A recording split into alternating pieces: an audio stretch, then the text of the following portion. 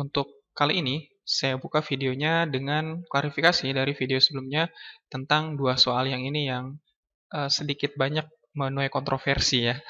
Jadi, jujur semua itu murni karena saya yang lupa gitu ya. Jadi, mohon maaf kalau misalkan ternyata ada yang, kok seperti ini, gitu kan. Jujur itu karena saya yang lupa. Padahal sebenarnya dari hati saya tuh pengen mengikuti seperti apa yang diminta soal gitu. Yang pertama seperti yang ini. Jadi sebenarnya saya tuh udah pengen nguadratin, kenapa kok yang dituliskan kenapa nggak dikuadratkan. Nah, itu sebenarnya kesalahan juga ya. Jadi, akan saya buat jadi gini ya, misalkan GX itu adalah F kuadrat X. Nah, maksudnya tuh yang fx-nya saya kuadratin dulu, harusnya seperti itu ya. Jadi 2x plus 1 pangkat 3, baru saya kuadratkan. Nah, kalau di video sebelumnya saya langsung turunin yang sebelah sini, dan itu salah ya. Harusnya sesuaikan dengan permintaan soalnya dikuadratkan terlebih dahulu. Jadi ini hasilnya sama dengan 2x plus 1 pangkat 6. Karena yang diminta turunannya, maka G aksen X itu sama dengan turunannya berapa nih? Ya, 6 dalam kurung 2x plus 1 pangkat 5 dikali dengan turunan dalamnya. Turunan dalamnya kan turunan dari 2x plus 1 kan 2. Nah, 2 sama 6 bisa kita kali. Jadi hasil sama dengan 12 dalam kurung 2x plus 1 pangkat 5. Gitu. Oke, jadi sebenarnya saya tuh sudah niat untuk mengerjakan seperti ini. Hanya nggak tahu sih juga kenapa nggak menuliskan dikuadratkan dulu. Gitu. Oke, sekali lagi saya minta maaf itu karena murni karena saya kelupaan. Kemudian yang kedua, saya kemarin baru ngitung bagian selimutnya aja, gitu kan ya. Dan saya nggak ngeh gitu kan ya, tutup sama alasnya itu belum saya include-kan ke dalam penghitungan luas permukaan. Jadi luas permukaan, 2 kali luas alas, ditambah keliling alas, dikali tinggi prisma, gitu ya. Nah, luas alasnya, ketika saya lihat ternyata 2, 4, dan 2 akar 5 itu triple Pythagoras. Oke ya, jadi 2, 4 itu saya buat jadi 2 akar 4, kemudian 2 akar 5. Itu dia semuanya triple Pythagoras. Kok saya bisa tahu ini triple Pythagoras? Udah pernah saya bahas terkait menentukan triple Pythagoras yang angkanya nggak biasa gitu kan. Ada di video saya ya. Silakan kalau mau belajar linknya saya taruh di sini. Nah, gitu. Oke. Jadi saya lanjutkan lagi ke ini. 2 kali luas alas berarti untuk bagian alasnya itu punya segitiga ya. Segitiga dengan alasnya 2, tingginya 4. Atau sebaliknya ya, tingginya 2, alasnya 4. Pokoknya 2 dan 4 itu bagian sisi yang saling tegak lurusnya. Jadi 2 kali alas kali tinggi bagi 2, 2 kali 4 bagi 2, ditambah keliling alasnya kita jumlahkan semua, 2 tambah 4, tambah 2 akar 5, dikali tinggi prismanya 3. Jadi ini bisa saya coret ya, ini 8 ditambah 2 tambah 6, 2 tambah 4, 6 kali 3, 18, 2 akar 5 kali 3, jadi 6 akar 5. Nah jadinya 26 plus 6 akar 5. Nah, sebenarnya ini udah saya berikan klarifikasinya juga ya. Ralatnya ada di tab komunitas. Silahkan kalau mau lihat juga nanti lebih detailnya seperti apa. Oke, jadi seperti itu klarifikasi dari saya. Jadi ini sekali lagi murni karena saya yang lupa. Oke, terima kasih.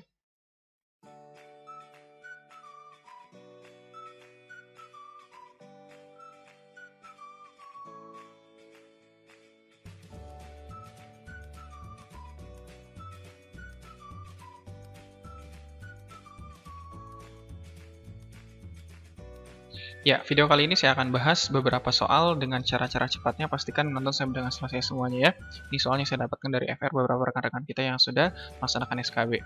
Saya ucapkan terima kasih kepada semua yang sudah mengirimkan soal-soal yang berkaitan dengan SKB yang sudah dikerjakan. Nah, ini soal-soal yang akan saya bahas. Ada 5 source ya, 5 sumber berbeda, tapi semuanya ini memiliki pola yang sama. Bagian pertama tentang BRSD, bangun ruang sisi datar, itu prisma. Semuanya yang ditanya luas permukaan ya. Luas permukaannya yang ditanya. Oke. Jadi ini ternyata semuanya itu adalah prisma segitiga siku-siku. Prisma segitiga dan segitiganya segitiga siku-siku. Kok saya bisa tahu segitiga siku-siku? Perhatikan. Untuk sisi-sisi segitiganya 2, kemudian 4 sama 2 akar 5 itu membentuk triple Pythagoras. Perhatikan. 4 kuadrat 16, 2 kuadrat 4. 16 tambah 4, 20. Dan 20 itu adalah 2 akar 5. Ya nggak sih? Itu sama dengan akar 20. Ya kan? Berarti penjumlahan dari 4 dengan 16 itu sama dengan 2 akar 5. Berarti dia Pythagoras. Gunakan aturan pada segitiga siku-siku. Artinya dia triple Pythagoras. Ini pun sama, perhatikan. 3 kuadrat 9. 5 kuadrat 25. 25 tambah 9, 34 kan? Bener. Di sini dia akar 34. Bener kan? Berarti akar dari 25 tambah 9 kan akar 34. Ini juga triple Pitagoras. Yang ini juga sama. Perhatikan nih. 4, 4. Ini kan segitiga siku-siku sama kaki. Sisinya A berarti sisi miringnya 4 akar 2 dong. Oke? 4 kuadrat 16. Ini juga 4 kuadrat 16. 16 tambah 16, 32 kan? 32 ternyata kan sama dengan 4 akar 2 dong. Iya nggak? Akar dari 32. Itu kan 4 akar 2. Oke? Udah 3 tipe soal yang sama, hanya beda angka aja. Sama-sama prisma, dan prismanya prisma segitiga siku-siku. Kemudian ini pun sama, ini 16. Kalau dikuadratkan, ini jadi 25. 16 tambah 25 ya akar 41, ya nggak sih? Ya kan, maksudnya akar dari 25 tambah 16 kan akar 41. Betul kan? Dan terakhir juga sama, ini hanya beda di tinggi. Kalau ini tingginya 3, ini tingginya 2. Ya, sama, nah 5 kuadrat, ini 25 juga. Kemudian ini dia 16. Akar dari 16 tambah 25 ya akar 41 juga, ya kan? Ini akar 41. Ternyata semua soal yang berkaitan dengan prisma, itu semua prisma segitiga siku-siku. Maka dari itu, untuk mencari luas bagian alasnya, ya kita ambil aja angka yang enaknya ya. 2 sama 4, kemudian ini juga sama nih, 3 sama 5. Kebetulan enak ya. 4 sama 4 itu alas yang bagian sisi-sisi tegaknya ya. Maksudnya sisi tegaknya 2 dan 4, 3 dan 5, 4 dengan 4, 4 dengan 5, ini juga 4 dengan 5. Itu dia sisi-sisi yang saling tegak lurusnya. Oke? Maka rumusnya sama, luas permukaannya. Tadi di opening sudah saya bahas ya, jadi 2 kali luas alas ditambah dengan keliling alas dikali dengan tinggi prisma. Gitu. Oke, silakan hitung menggunakan ini semua. Jadi semuanya ketika saya cek, semuanya menggunakan alas yang berbentuk atau tutup yang berbentuk segitiga siku-siku, dan keseluruhannya dia menggunakan triple Pitagoras. Jadi kita nggak usah repot-repot untuk mencari luas segitiga bagian alas dan tutup menggunakan rumus yang ini. Kan ada rumus luas sama dengan yang S min A, S min B, S min C. Ketika kita melihat sisi-sisinya dia ya nggak beraturan gitu kan ya. Tapi ternyata mereka triple Pitagoras, artinya mereka segitiga siku-siku. Gitu ya. Saya rasa pembahasannya cukup untuk prisma, jadi silakan dihitung saja gitu kan ya. Terkait dengan menghitung, saya serahkan kepada Bapak Ibu Guru semua. Untuk nomor 1, 2, 3, 4, 5. Oke, ini saya kasih rumusnya seperti ini. Gitu. Oke, saya lanjutkan ya. Kemudian muncul bentuk yang kedua tentang SPLDV. Di sini yang diminta hubungan solusinya. Solusinya seperti apa? Jadi begini, kalau kita punya SPLDV, bentuknya AX plus BY sama dengan P dan CX plus DY sama dengan Q, ini akan ada 3 kemungkinan. Ya, akan ada 3 kemungkinan. Kemungkinan pertama, itu mereka tidak punya solusi sama sekali. Oke, tidak punya solusi. Ketika kapan? Ketika A per B sama dengan A per C sama dengan B per D, kemudian tidak sama dengan P per Q. Nah, jadi ketika koefisien-koefisien ini dibandingkan A per C, B per D, kemudian tidak sama dengan P per Q, maka tidak punya solusi. Kenapa tidak punya solusi? Ya, kedua garis ini sejajar. Ini garisnya sejajar. Kalau garisnya sejajar ya nggak bakal pernah berpotongan, dan mereka tidak punya solusi atau tidak punya penyelesaian. Itu kemungkinan yang pertama. Jadi diceknya lewat A per C sama dengan B per D, tidak sama dengan P per Q. Kemudian yang kedua, dia punya banyak solusi. Oke. Punya, atau mungkin solusinya itu di sepanjang garisnya gitu kan ya. Jadi ada banyak gitu kan. Sebanyak apa ya? Sepanjang garis itu pokoknya. Entah hingga gitu kan ya. Maka nanti punya banyak solusi itu kayak gimana sih kelihatannya? Kelihatan di sini dia. Kalau A per C sama dengan B per D sama dengan P per Q. Nah, ini kenapa bisa bisa punya banyak solusi? Karena garisnya berhimpit. Berhimpit gitu ya. Nah, jadi garisnya ini juga ada di sini. Maka solusinya itu ya sepanjang garis ini gitu.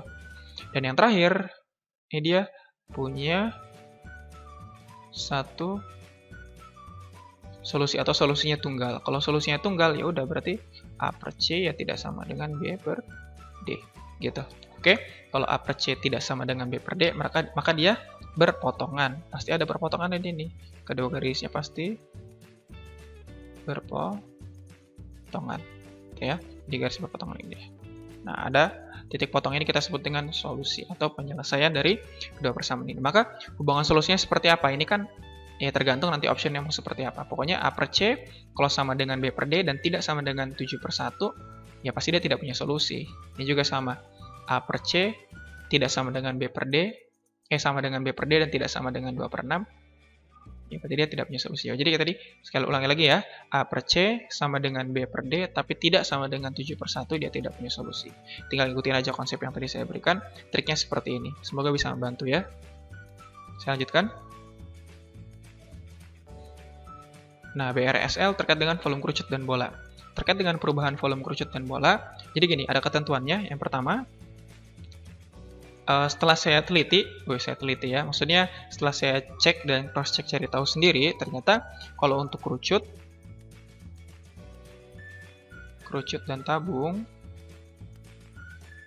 jadi gini dia, kalau jari-jari yang perubahan jari-jari yang kedua gitu kan, jari-jari yang kedua itu katakanlah P kali dari jari-jari pertama, kemudian tinggi yang kedua itu dia Q kali dari tinggi yang kedua, maka volume yang keduanya ya, atau volume setelah mengalami perubahan itu sebesar P kuadrat kali Q dari V1.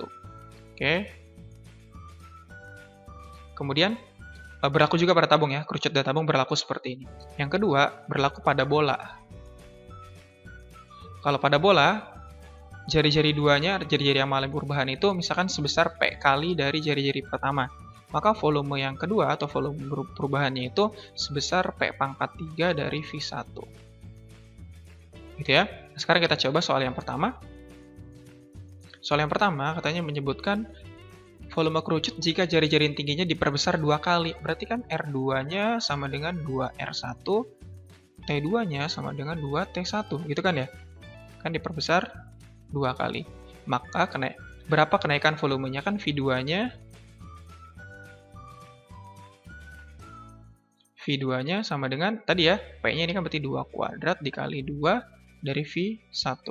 Jadi sama dengan berapa? 8V1. Berarti V2-nya sama dengan 8V1. Ketika ditanya kenaikan volumenya berapa, jadi naik berapa? Awalnya dia V1 aja, sekarang V2-nya jadi 8 kali lipatnya. Gitu kan volumenya ya, kenaikannya ya. Kenaikannya menjadi 8 kali lipatnya. Oke, atau kenaikannya jadi naik 7 kali gitu kan ya. Artinya 8 kali lipat dari volume pertama, atau naik 7 kali gitu kan ya. Yang kedua, atau istilahnya apa gitu, mungkin kenaikan yang nanti kita sesuaikan dengan si optionnya gitu kan. Pokoknya V2-nya ini sama dengan 8V1. Kemudian volume bola jika jari-jarinya besar 2 kali lipat. Jadi kan gini, R2-nya sama dengan 2R1. Ya udah, berarti volume 2 itu sama dengan 2 pangkat 3 dari V1. Berarti berapa? 8V1. Oh, berarti volume bola jika jari-jari besar 2 kali lipat ya 8 kali V1 berarti. Volume yang setelah mengalami perbesaran. 8 kali V1. Nah, seperti itu ya. Jadi ketika kerucut dan tabung mengalami perubahan, ya ini seperti ini dia volume setelah perubahannya. Begitupun dengan bola. Rumus ini saya turunkan dari, kalau jari-jari kan kuadrat ya, kalau pada volume kerucut dan tabung, sedangkan tinggi dia pangkat 1, sedangkan pada bola jari-jari berpangkat 3. Makanya bentuknya seperti ini. Oke, saya lanjutkan. Nah, ada lagi di sini berkaitan dengan perubahan volume kerucut dan bola. Soalnya saya cari lagi di sini. Kita ada volume bola. V1-nya sama dengan 200. Kemudian berapa volume bola setelah jari-jarinya bertambah panjang? Bertambah panjang 10%. Kalau bertambah panjang 10% artinya R2-nya sama dengan R1 ditambah 10% dari R1, gitu kan ya? Atau, ini kan 100% ya, 100% ditambah 10%, berarti 110%, atau 1,1 dari R1. Si R2-nya berarti 1,1 R1. Ya udah, kayak pakai rumus yang tadi, berarti V2-nya sama dengan 1,1 pangkat 3. Kan tadi si P-nya itu pangkat dengan 3 ya. Berarti 1,1 pangkat 3 dari V1. 1,1 pangkat 3 kan 1,331 ya. V1-nya 200. 200 kali 1331 berarti 266,2 cm kubik. Ini kan yang C jawabannya. Gitu. Oke. Terkait dengan perubahan yang tadi ya, kalau pada bola, kalau R2-nya sama dengan P kali dari R1, maka V2-nya sama dengan P pangkat 3 dari V1. Seperti itu. Oke, saya lanjutkan. Nah, di sini terkait dengan statistika, bagian keempat perubahan data, saya berikan beberapa aturan ya. Mungkin Bapak Ibu guru sudah tahu semua ya. Jadi terkait dengan aturan-aturannya, bahwa untuk ukuran pemusatan data, min, median, modus, kuartil, desil, persentil, itu dia dipengaruhi atau dikenai operasi tambah, kurang, kali, dan bagi ya.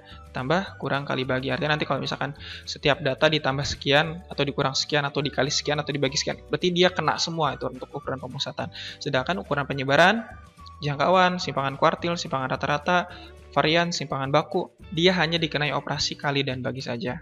Kayak gini, FR ada yang menyebutkan seperti ini FR-nya, katanya rata-ratanya 4. Katakanlah X bar 1 ya. X bar 1-nya 4. Kemudian 4 ya. Jangkauan satunya 2. Kemudian ditambah P dikali Q. Ingat, rata-rata itu masuk ke ukuran pemusatan. Berarti kita punya X bar 2, berarti 4 ditambah P, kemudian dikali dengan Q. Rata-ratanya jadi 14. Berarti ini 14 sama dengan 4 plus P dikali dengan Q. Oke, sekarang kita jangkauannya. Jangkauan yang kedua, dia hanya dipengaruhi oleh atau dikenai operasi perkalian saja. Berarti yang ditambah nggak usah, cukup pakai yang dikali aja. Berarti di sini kan awalnya 2, berarti 2 kali Q. Nah, jangkauan akhirnya berapa tadi? 4 kan ya? 4. Berarti di sini 4 sama dengan 2 kali Q. Maka Q-nya berapa? Q sama dengan 2. Q-nya 2, kita substitusikan ke sini. Gitu. Maka kita punya 14 sama dengan 4 plus P dikali 2. 14 bagi 2, 7. 7 kurangi 4, 3. Berarti P-nya sama dengan 3. P-nya 3, Q-nya 2. Ketemu ya nilai P dan Q-nya. Jadi ketemu P-nya 3, Q-nya 2. Sekali lagi, untuk ukuran pemusatan dia dikenai operasi tambah, kurang, kali, bagi, kena semua dia. Sedangkan ukuran penyebaran dia hanya dikenai oleh kali dan bagi saja. Oke? Soal lain saya dapat di sini ada statistika perubahan data ini dari soal anak kelas 12 ya. Jadi suatu data rata-ratanya 35. Jadi saya punya X bar 1-nya sama dengan 35. Kemudian jika setiap nilai dalam data dikalikan P kemudian dikurangi Q, berarti X bar 2-nya berarti 35 dikali P dikurangi Q. X bar 2-nya tadi berapa? 42. Kita punya di sini 42 ya, rata-rata barunya sama dengan 35P dikurangi Q. Nah, kemudian kita punya jangkauannya. Jangkauan pertamanya kita punya 7. Ingat, jangkauan hanya dikenai operasi perkalian saja, maka J2-nya sama dengan 7 kali P. Jangkauan 2-nya itu 9 ya. Berarti 9 sama dengan 7 kali P. Maka P-nya sama dengan 9 per 7. Nah, P-nya 9 per 7, masukin sini soal kita ya. Substitusikan ke atas. Nah, maka 42 sama dengan 35 kali 9 per 7. 35 bagi 7, 5 kali 9, 45. 45 dikurangin Q. Maka Q-nya sama dengan 3. Q-nya 3, P-nya 9 per 7. Yang diminta 7P min Q. Berarti 7 kali 9 per 7, 9 dikurangi 3. Sama dengan 6. Jawabannya yang D.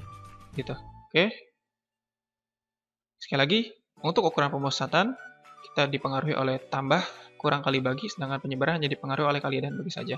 Satu lagi, silakan ini untuk dikerjakan Bapak Ibu Guru. Jawabannya apa? Silakan taruh di kolom komentar. Oke.